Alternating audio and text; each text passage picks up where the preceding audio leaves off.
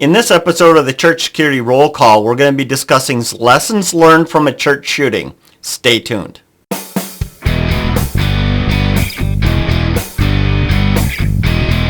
Hi, this is Chris with the Sheepdog Church Security Academy, and this is your Church Security Roll Call.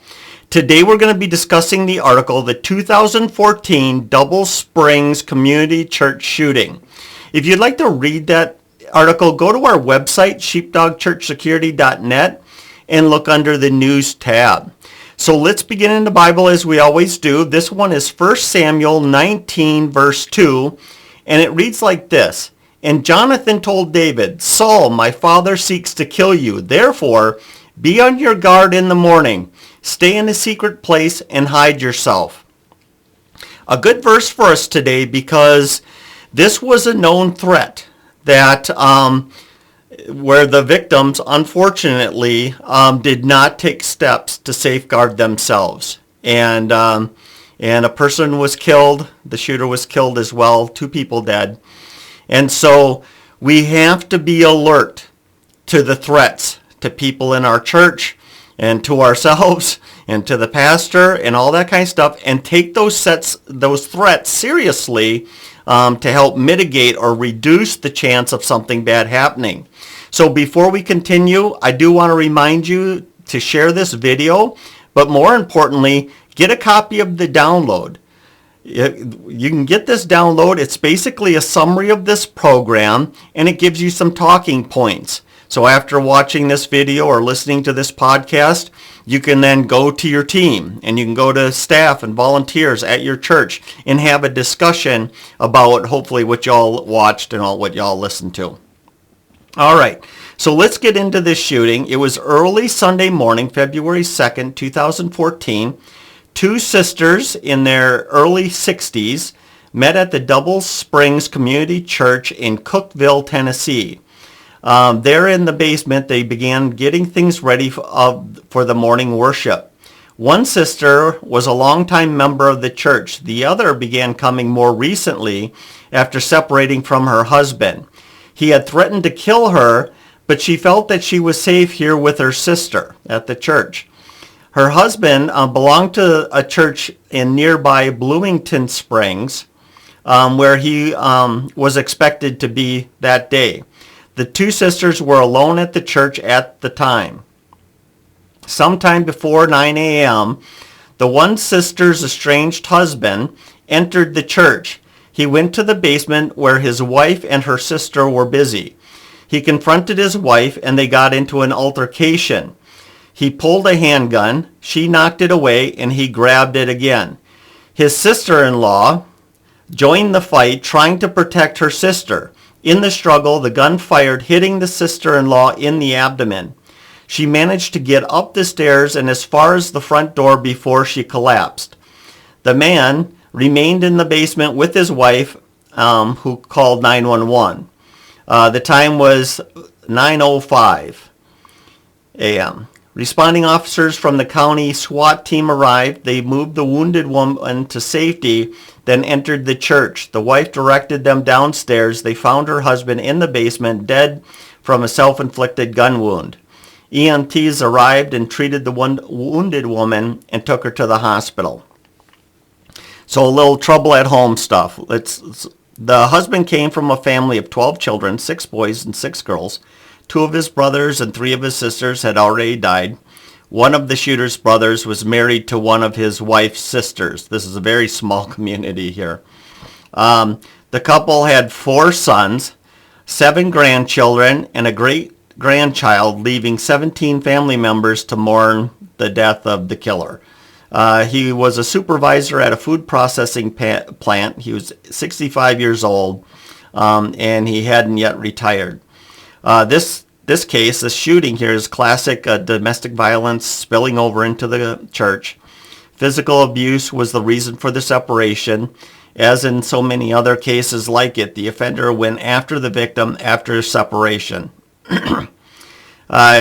He knew she would be with her sister at the Double Springs Community Church before others arrived. He also knew that his sister-in-law would leave the church unlocked while preparing for the service. He did not plan, what he did not plan on was his intended victim being the only survivor. Afterwards, the shooter died by suicide in the church basement. Services were canceled for that day. His sister-in-law died a week later in the hospital. Double Springs Community Church is still in operation 9 years later with the same pastor. Okay, so lessons learned here. We had a domestic violence situation, right, between a husband and wife. There was separation between the two because of that violence. And she started, going to church with her sister. He knew the sister, of course, his sister-in-law. He knew where they went to church. He knew what the pattern was. And so he knew he could show up and kill his wife, or in this case, attempt to kill his wife. And so it's pretty cut and dry as far as the whole domestic violence spillover. What's less cut and dry is there is this known threat, right? I mean, she separated for a reason. I imagine that she certainly knew, and her sister knew, that he was out there, that he had a history of violence, and what they may have not known is when domestic violence situations, couples, that are in that cycle, when the victim moves away or separates from the abuser, the risk of violence skyrockets. It goes way, way, way up. And maybe they weren't tracking that. And that's why they did not lock the doors once they went inside. And that's kind of one of our lessons learned is this. During the week, and other times where other people have to go to the church to do something, maybe it's to set up decorations, or maybe it is to, set up chairs or whatever it is, they're in there and they're working alone, and very few, if anybody, is inside the church. Those doors should remain locked. This includes Sunday morning. The first people to arrive at church, and I'm going to talk more about that in a second, if they're there alone and they're not monitoring those unlocked doors, then they need to lock them back up, because we just don't need strangers. Now, I know we do it for convenience, right? So we got there, 5 o'clock in the morning, whatever it was, 6 o'clock in the morning, 7 o'clock in the morning before anyone else arrives, and we got to set up and get ready for the service and all that kind of stuff. And we think it's just going to be more convenient. So as people start to arrive, they don't have to unlock the door, or they can just come in through the door. But that's an extremely bad idea, because then there's this lag time from the first few people showing up to when the majority starts showing up, the church is really vulnerable in that time. And so we have to be keeping that door locked. Now, if we're monitoring it somehow, that somebody's standing there, or at least a camera, and somebody's watching the camera. It's great to have cameras, but if you're not watching them, you're not doing any good. But anyway, we have to be locking the door. The next thing that kind of comes to mind is this. Where was the safety team? The safety team should be there when the church opens, and they should be there for when the church closes.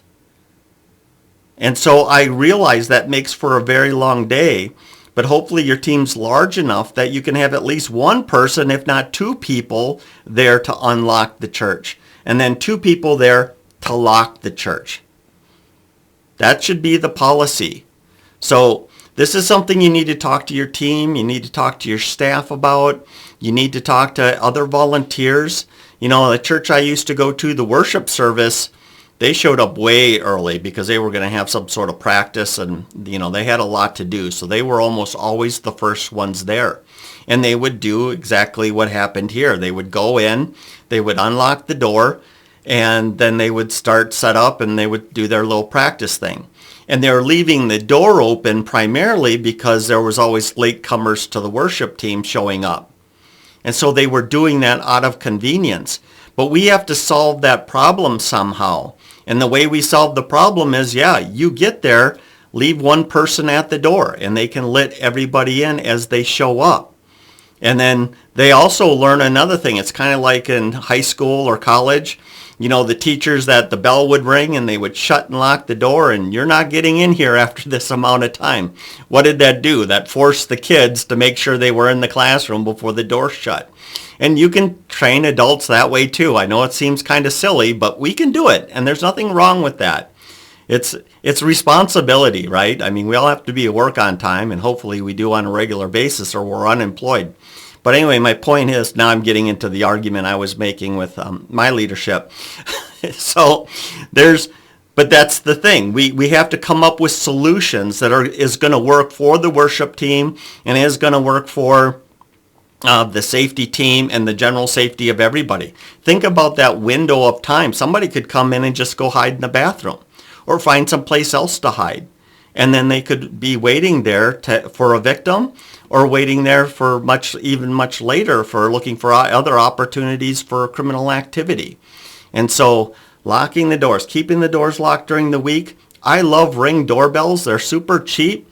You can give your secretary a Ring doorbell at the door and give her, and hook it up. You can sign in on your computer or sign in with your cell phone. And when delivery people come or somebody's coming for some other reason, they hit the little button, it rings. You can talk to the person right through your phone, or I imagine it works on the computer too. I know you can pull Ring up on your computer, so I imagine you can do the same thing, talk to them. And then you can let them in, go down there and let them in. No big deal. That's just a great solution. And then as far as anyone else that's showing up early or during the week, they need to know that that door has to remain locked while they're there. Okay? And then, of course, safety teams, come on, let's get on it. We got to be the first ones there and the last ones to leave. And if we're not the first ones there and we're not the last ones to leave, then those doors are locked, and the people that are there know it's their responsibility to keep that door locked and set the alarm and all that other good stuff they need to do. But that's pretty much it. I mean, that's pretty straightforward on 2 action plans that we can have. I know there's going to be some negotiation for some of you with your staff and your volunteers. Have them watch this program and let them think about it. Realize that, this poor sister-in-law is dead because we were leaving doors unlocked and there was a known threat. Yeah. So pretty sad stuff. We need to do better. All of us need to do better to be more secure, and we can save lives. As simple as that. Other than that, please, like I've already said a couple times, share this video. Talk about it. Think about those moments during the week that the church is unlocked. And then think about how can we lock those doors without creating too much inconvenience, but maintain the safety that we need to be maintaining. My old church, now I'm going off on another tangent, but they would have the doors unlocked all the time during the week. And for the one building, you'd walk into the door, you were in the lobby, and there's no welcome desk there. The office was actually up 2 flights of stairs and in an office. And so the office didn't know when anyone showed up, and they didn't have eyes on that front door, and they were just free to enter. And then what do? They can wander all over the building with nobody even knowing they were there. Now, ultimately, they put a chime in. That's another solution. Put a chime in, and then the secretary would stick her head out to see who was there, assuming the secretary wasn't in the bathroom or on her lunch break. But anyway, let's lock them. Other than that, thank you so much for being here this week, and hey, let's be careful out there. This program is made for informational purposes only and should not be taken as legal advice.